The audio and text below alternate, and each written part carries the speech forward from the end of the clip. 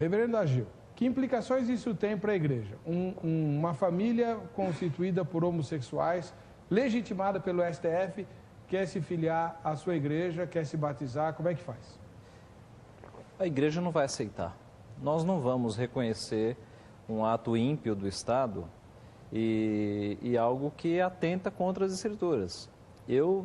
Tirando algumas correntes aí mais liberais, eu não conheço igreja evangélica que vai receber na sua membresia, igreja evangélica séria, alguém que seja homossexual, muito menos um casal, porque isso está contra a palavra de Deus.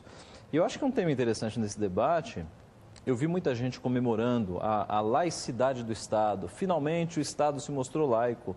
Mas é interessante essa discussão, porque o Estado é laico, isso é, o Estado ele não é unido a uma religião, não é? Há separação de igreja e Estado, mas ele não é ateu.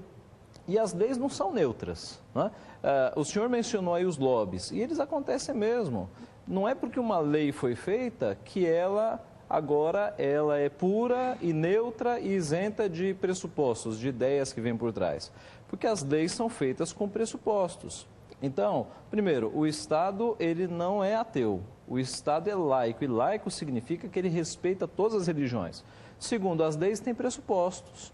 O legislador tem pressupostos filosóficos, religiosos, ideológicos, às vezes de benesses próprias, egoísticas, mas nós temos que atentar que a gente está num país de maioria cristã. Então as nossas leis vão refletir valores cristãos. Assim como no Estado muçulmano, as leis vão refletir valores muçulmanos. Não é à toa que a nossa Constituição, ela considera a propriedade privada, a família, o direito de expressão, a própria separação de Estado e Igreja. Então, o nosso Estado é laico, mas não é ateu. E os evangélicos são parte da formação, não só evangélicos quanto católicos cristãos, da formação das leis. Agora, não é porque um grupo está agindo e fazendo lobby que tem que se criar uma lei específica. Porque daqui a pouco vão surgir grupos pedófilos, como na Alemanha já surgiu, defendendo que relações sexuais podem ser feitas aí a partir de 12 anos ou menos, e aí o Estado vai criar leis para defender os pedófilos. Então, há valores e há pressupostos por trás das leis. E as igrejas não podem tirar a sua espada dessa luta. Tem que ir até o final e, se passar esse projeto de lei, tem que resistir. Porque nós temos uma herança, pastor Eber, de resistência mesmo, né? Começando da Bíblia. Você pega Daniel, impedido de orar, quando ele sabe que o imperador assinou o decreto, o que ele faz? Ele vai orar. Ele vai lá no quarto orar de janelas abertas. Os amigos de Daniel são obrigados a se curvar diante da estátua, não se curvam. E dão uma resposta belíssima ao imperador, né? Se o nosso Deus quiser nos livrar, ele nos livrará. Se não, fica sabendo, ó rei, que nós não nos curvaremos aos seus deuses. Está na hora do povo evangélico dizer isso para os nossos senadores. Se Deus quiser nos livrar desse famigerado projeto de lei 122, ele pode nos livrar. Se não quiser, fiquem sabendo, os senhores senadores, que nós não vamos nos dobrar. Nós não vamos trocar aquilo que nós cremos. Você quer ver um exemplo cristalino? O senhor falou que o Estado é laico, né? Laico coisa nenhuma. Na prática não é não. Tá? Eu vou dar um exemplo cristalino. Olha só. A Marcha para Jesus, que é um evento internacional e que ocorre em São Paulo há muitos anos, teve que mudar de endereço para não atrapalhar o trânsito.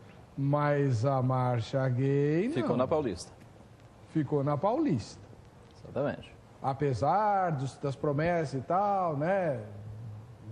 Ficou na Paulista. Porque gera muita renda para a cidade. Gera muito lixo, né? É só pegar uma emissora de jornalismo, né? E mostrar o que acontece depois da passagem da Marcha Gay e depois da passagem da Marcha para Jesus, você vai ver a diferença brutal e absurda que tem. E os evangélicos não geram renda, né? Com seus canais de televisão, com suas rádios, seus jornais. Os evangélicos não pagam imposto. Pois é. Os evangélicos não consomem, né? Aliás, deixa eu avisar o telespectador, eu já consegui aquele estudo da agência de publicidade que eu falei alguns dias atrás. É um estudo que foi premiado, inclusive, né? Eu vou amanhã, eu já vou colocar no site do Vejam Só. Na parte da tarde você pode consultar na aba Prisma, vai estar lá.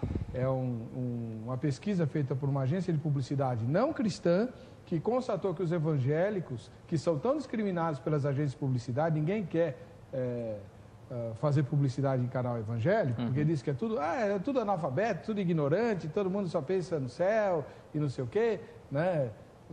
Enfim, essa agência, com pesquisa científica, provou que os evangélicos é o povo mais crítico, lê muito mais do que o não evangélico, até por causa da Bíblia, né? Enfim, e tem um potencial de consumo muito maior do que os outros segmentos. Enfim, amanhã isso vai estar no site, tá?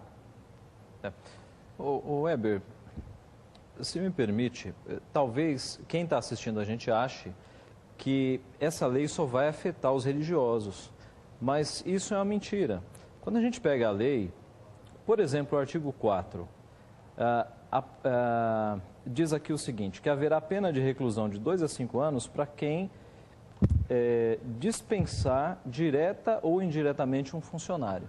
Então, em termos práticos, se eu tenho um funcionário, se eu tenho uma microempresa, ou se eu tenho, ou alguém que tem alguém trabalhando em casa, e a pessoa não está executando bem o serviço, e eu penso em demiti-la.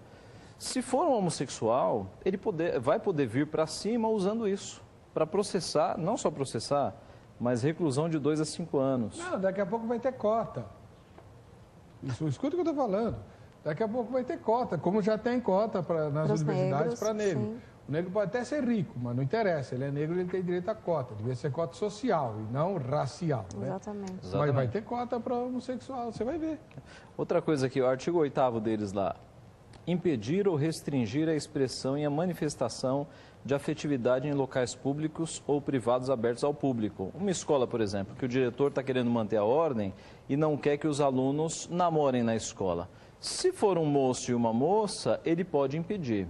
Mas se for um casal de homem-homem, mulher-mulher, ele pode ser processado. Quer dizer, se beijar uma mulher, o diretor pode proibir, mas não pode proibir de homem com homem. Não, aí ele vai ser processado. Infelizmente, o nosso tempo acabou, né? Eu quero lembrar aos telespectadores que o contato da doutora Janaína, da Igreja Adventista Sétimo Dia, e do reverendo Ageu, da Igreja Presbiteriana do Brasil, estão no nosso site e eles receberão agora um cachê que eles não precisarão trabalhar pro resto da vida e nem durante o milênio.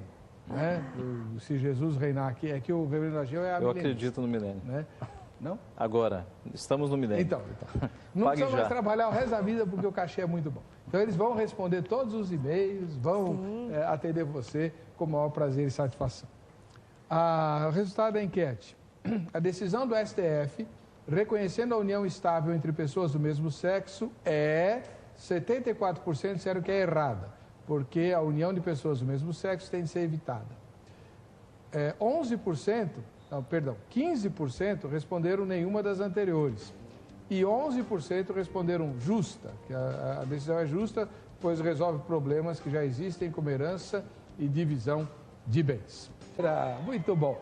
Para você que fica com a gente, que fica com a RIT, a paz e a graça do Senhor Jesus, nos encontraremos no próximo Vejam Só.